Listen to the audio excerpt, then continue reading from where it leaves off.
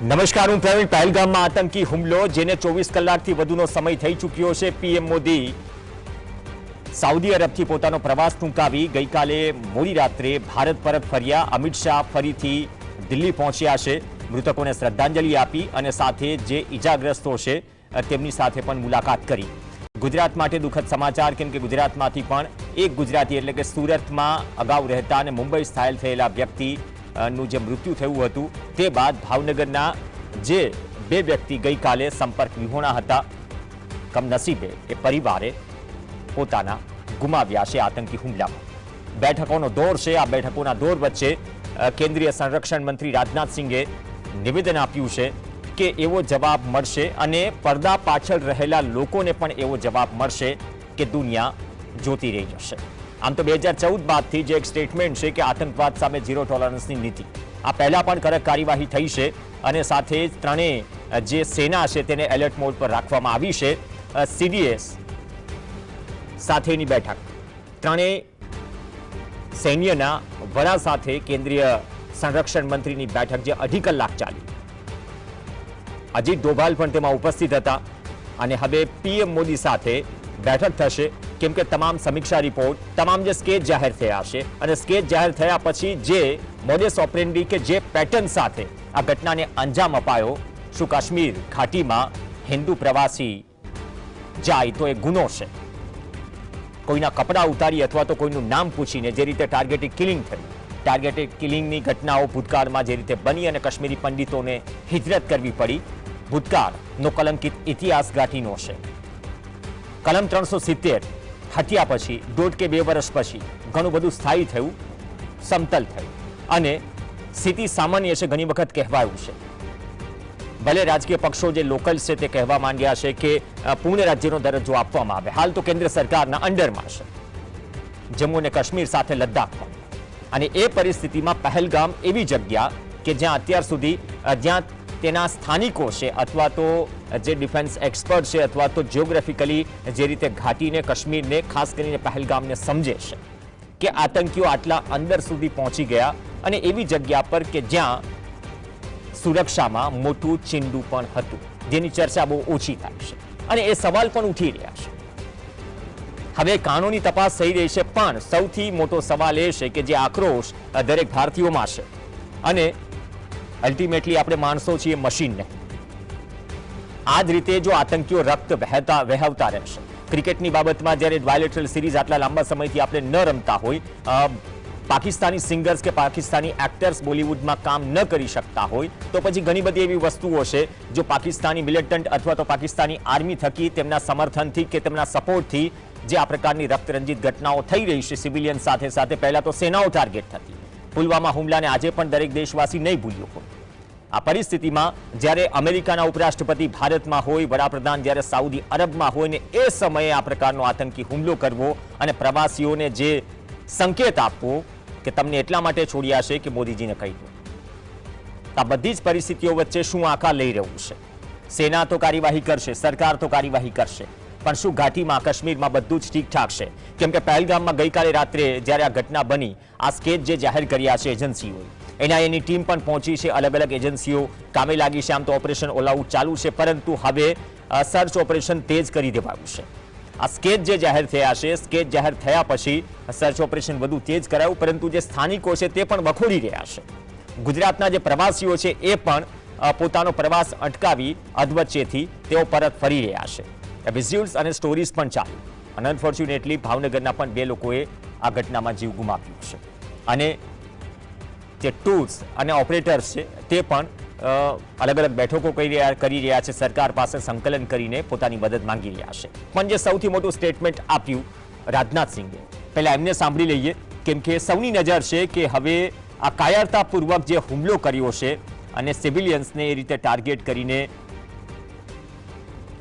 તેમને મોતને ઘાટ ઉતાર્યા છે, તો પછી રિએક્શન તો થશે, રિટેલિએટ તો થશે. રાજનાથસિંહે બહુ મોટું સ્ટેટમેન્ટ આપ્યું આજે થોડા મિનિટો પહેલા તે સાંભળ્યું. मैं इस मंच से देशवासियों को आश्वस्त करता हूं, घटना के मद्देनजर भारत सरकार वो हर कदम उठाएगी जो जरूरी और उपयुक्त होगा.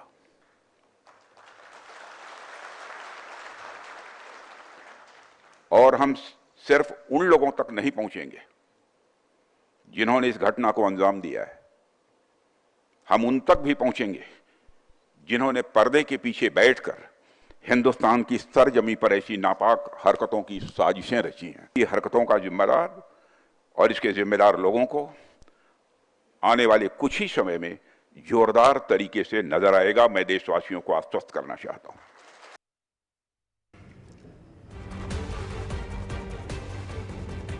તો જવાબ મળશે નક્કી છે। કદાચ સામે ટેન્શન પણ ઊભું થઈ ગયું હશે, એટલા માટે જ બેઠકોનો દોર છે। 7 વાગ્યે વિદેશ મંત્રાલયની પ્રેસ કોન્ફરન્સ પણ છે, ઘણી બધી એડવાઇઝરી અને માહિતી પણ જાહેર થશે। આપણી સાથે અમે પ્રયત્ન કરીએ કે ગ્રાઉન્ડ ઝીરોથી જે જગ્યા છે અથવા જમ્મુ કાશ્મીર છે ત્યાંથી અપડેટ મેળવતા રહીએ અને આ પરિસ્થિતિ સમજીએ ખરેખર પરિસ્થિતિ શું છે।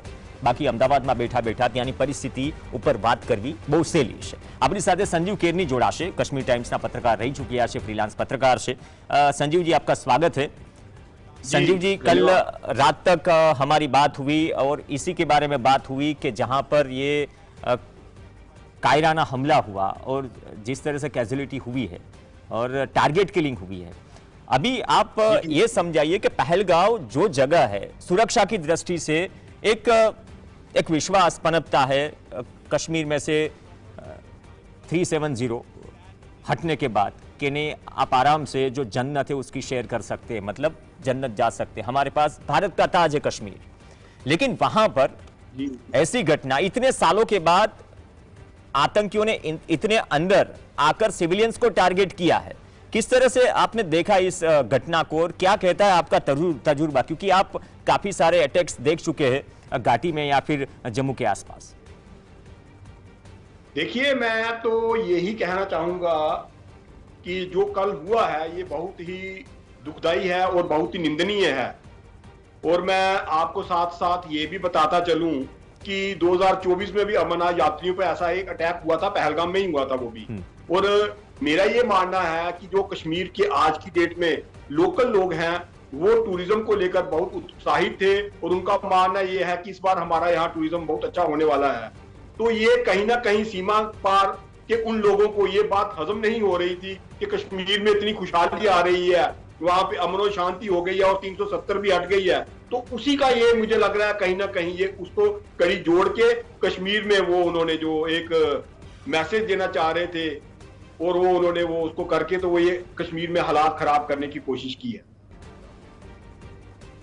जिस तरह से अभी तक हम ग्राउंड रिपोर्ट देख रहे थे वहां से काफी अलग अलग चैनल्स के, जो स्पॉट था वहां पर कितने मीटर का गेट था, कहां से आतंकी आए, जो लोकल्स ने भी मदद की लेकिन हेल्पलेस थे। तो थोड़ा पहलगाम के बारे में बताइए, खास करके इस हमले के बारे में, क्यों इतनी ज्यादा कैजुअलिटी हुई?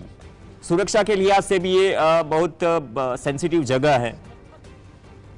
देखिए, एक तो ये चीज है, पहलगाम में जो फेमस जो पॉपुलर जगह हैं वो थी बेताब वैली, आड़ू वैली, चंदनमाड़ी। वेस्टर्न वैली का नाम किसी ने सुना नहीं था। ये कल के जो हादसा हुआ उसके बाद लोगों को समझ में आया होगा कि पहलगाम में भी कोई वेस्टर्न घाटी है। तो उस वजह से मुझे लग रहा है कि कहीं ना कहीं सिक्योरिटी को इतना वो ये इल्म नहीं था कि यहाँ पे ये सब हो सकता है। और साथ में ये बात है कि लोकल जो थे वो इतने उत्साहित है कि अब हमारा ये टूरिज्म बढ़ रहा है, हमारा कारोबार बढ़ेगा। तो इस तरफ से किसी का ध्यान ही नहीं था कि जो कल हो गया। लेकिन अब कैसे हालात है वहां पर, क्योंकि कश्मीर काफी सालों के बाद मतलब असर जम्मू तक होगी, सब ऐसे लग रहा है कि मतलब एक ही दिन में कुछ ही घंटों में सब कुछ बंद हो चुका है, क्योंकि हाँ, रिटेलिएट करने के बारे में सब सोच रहे। मैं यहाँ हमारे गृह मंत्रालय को बहुत अच्छा कहूंगा, उन्होंने अमित शाह जी ने मौके पे पहुंचकर आज वो वाकई वो वहां पे जायजा लेने भी गए थे, यहाँ वारदात हुई। तो उनका ये अच्छा रहा, मैं समझता हूँ कि उनका ये अच्छा इनिशिएटिव था, वो वहां पहुंच गए और वहां जो परिजनों के साथ मिले उन्होंने सबको ढांढस बंधवाया है कि जो ये सब करने वाले हैं उनको बख्शा नहीं जाएगा। और मुझे लगता है कहीं ना कहीं अमित शाह जी के लिए जो कहा जाता है वो करके भी दिखाएंगे और हमारे पड़ोसी मुल्क को इसके लिए वो सबक जरूर सिखाएंगे। सर, ऑपरेशन ऑल आउट चल रहा है मतलब काफी टाइम से, मतलब उसमें काफी वारदातों को अंजाम दिया गया, मतलब काफी आतंकियों का सफाया भी कर दिया गया।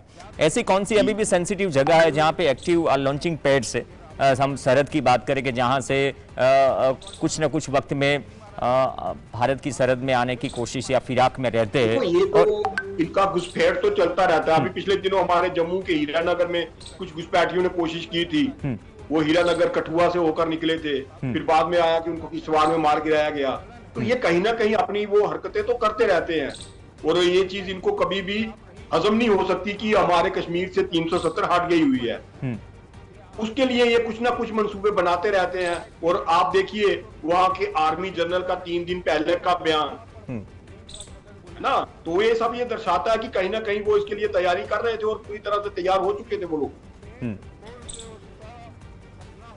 लोकल्स का क्या मानना है, मतलब वो किस तरह से रिएक्ट कर रहे हैं? कल हमने लोकल्स ने भी, पहलगाम के लोकल्स ने भी निंदा की कि भाई हमें ऐसी चीज नहीं चाहिए। अगर इतनी खूबसूरत जगह है और सालों से अगर आप खून ही बहाते रहेंगे, वैसे एक तो चल ही रहा है ना कि आतंक का कोई मजहब नहीं होता, लेकिन कुछ लोगों को ये हजम नहीं होता, ये चीज भी है। लोकल्स के बारे में जो परसेप्शन बाहर आता है, मतलब बाकी के राज्यों में, भारत के अन्य राज्यों में के लोकल्स क्या सोचते हैं, वो तो नहीं चाहेंगे ना कि हमारे धंधे रोजगार बंद रहे। लेकिन ये क्या एक मैसेज देने का प्रयास है जो आउटर्स है, जो कश्मीर में आते हैं और जो मतलब टूरिज्म के साथ जुड़े हैं, जिसके घर चलते हैं, वो तो टूरिज्म के साथ ही जुड़े हैं घाटी में। तो उन दोनों को इस हमले से क्या मैसेज देने का प्रयास हुआ, और इस हमले के बाद खास करके लोकल्स के क्या रिएक्शंस है? कल के हादसे के लिए मैं आपको सबसे बड़ी ये बात बताऊंगा कि कल के हादसे से ये फर्स्ट टाइम देखने को मिला है कि कश्मीर की लोकल जनता ने भी पाकिस्तान के खिलाफ खुल के बोला है। पहले आज तक ऐसा कभी नहीं हुआ था कि वो पाकिस्तान को दोषी ठहराते थे, लेकिन आज कल के जो हादसे में कश्मीर के लोगों ने, लोकल लोगों ने खुलकर बोला है पड़ोसी मुल्क के लिए कि इनकी ये वारदात जो है, जो इनकी हरकतें हैं, ये कभी बंद नहीं होंगी। हमें अमन शांति चाहिए, हम अपने देश के साथ चलना चाहते हैं और हमारे कारोबार को आगे बढ़ाना चाहते हैं, क्योंकि इस समय ये सबसे, मैं कहता हूं कि टूरिज्म का इस समय सबसे पीक समय था ये। अभी इतना टूरिज्म, मतलब मैं आपको खुद बता रहा हूँ, इतने फोन आ गए हैं कि हमें कश्मीर में बुकिंग चाहिए, हमें ऐसा चाहिए, हमें वैसा चाहिए, गाड़ी मिल जाएगी, वो हो जाएगा। तो क्या हाल होता है। सर दूसरी बात यह है कि आपने बोला कि नहीं एकदम थोड़ा रूटीन हो गया था, लेकिन अभी इलेक्शंस भी हुए और अच्छे से इलेक्शंस हुए, क्योंकि पहले तो ये चीज थी कि धारा 370 हटने के बाद स्थिति थोड़ी सामान्य हुए और डिलिमिटेशन या फिर जो भी केंद्र सरकार ने जो निर्णय लिया उसके बाद इलेक्शंस होने थे। अभी तो फुल स्टेट का दर्जा नहीं है जम्मू कश्मीर को। तो इन सब परिस्थितियों में वो एक क्या ये माहौल बन गया था, और ये माहौल जब बना हुआ माहौल था उसको बिगाड़ने के लिए इतने बड़े हादसे को अंजाम दिया गया? देखिए माहौल तो पड़ोसी मुल्क ने बनाया है, वो कब से लगे हुए थे इसके लिए, वो जब से 370 आपका हटा है। और मुझे लगता है कहीं ना कहीं जो आप ये कह रहे हैं माहौल बनाने की बात, ये उससे जुड़ती है कड़ी कि वो यहाँ के, वो जो उनके सेना के प्रमुख कल परसों जो एक प्रेस कॉन्फ्रेंस कर रहे थे, वो वहां की जनता को प्रवोक जिस तरह से उकसा रहे थे, कहीं ना कहीं लगता है कि उनका तो वो माहौल उन्होंने बना के रखा हुआ था, उनकी प्लानिंग पूरी चल रही थी उसके लिए। तो उसी का नतीजा है कल आपने जो वारदात देखी वहां पहलगाम। नॉर्मली काफी आपके लिए तो ये थोड़ा, मतलब मैं ये बात नहीं कर रहा हूं, मतलब ऐसे हमले या फिर ऐसी वारदातें जो पास्ट में हो चुकी है, इनपुट्स होते हैं, कभी कभार इनपुट्स क्लियर होते हैं, कभी कभार रोक नहीं पाते। यहाँ पे सवाल ये भी उठता है कि मैन टू मैन सिक्योरिटी तो नहीं दे सकते, ये भी थोड़ा चैलेंजिंग होगा। और ज्योग्राफिकली इतना चैलेंजिंग जगह है जिसकी वजह से इतनी एजेंसियां जो लगी रहती है 24/7 अपनी जान को हथेली में रखकर, जो सिविलियंस है उसकी रक्षा करने के लिए। इन सब के बावजूद भी अभी ऐसे कौन से चेंजेस है आर्टिकल 370 के बाद जो हुए घाटी में सुरक्षा के लिहाज से, जो हमारा बहुत कवच माना जा सकता है? देखिए अभी सुरक्षा में बड़ी बड़ी, मतलब कश्मीर में आप मान लीजिए जब से ये 370 हटा, उसके बाद ये एक चला था कि टारगेट किलिंग का, वो मतलब टारगेट किलिंग का बड़ा शुरुआत हुई थी, लेकिन फिर उसको भी धीरे धीरे सिक्योरिटी एजेंसीज ने कंट्रोल कर लिया था। अब ये था कि सभी को लग रहा था कि अमरनाथ यात्रा आने वाली है, टूरिज्म का टाइम जो है वो पीक सीजन आ गया है टूरिस्ट का। तो कहीं ना कहीं मुझे लगता है कि एक तो अमरनाथ यात्रा की अभी यहाँ रजिस्ट्रेशन भी शुरू हो गए थे जम्मू में, हमारे बड़े उत्साह के साथ लोग रजिस्ट्रेशन करवा रहे थे कि हमें अमरनाथ यात्रा जाना है, बाहर से भी बड़ी बुकिंग्स आ रही थी।